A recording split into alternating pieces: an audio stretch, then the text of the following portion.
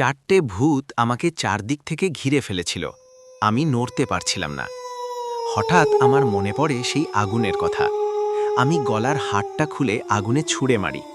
মুহূর্তের মধ্যে ভূতগুলোর গায়ে আগুন ধরে যায়। চিৎকার করতে করতে ওরা এক এক করে মিলিয়ে যায়। আমি একা হয়ে যাই। চারদিকে তাকিয়ে আমার সেই 3 বন্ধুকে খুঁজতে শুরু করি।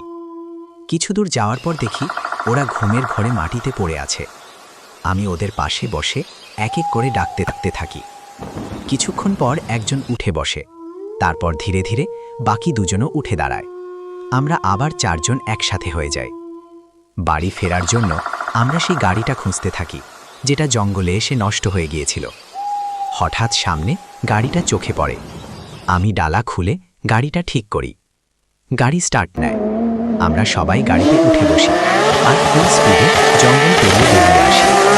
এই গল্প এখানেই শেষ। আবার দেখা হবে আরেকটি ভয়ঙ্কর গল্পে। ভালো ভালো ভিডিও পেতে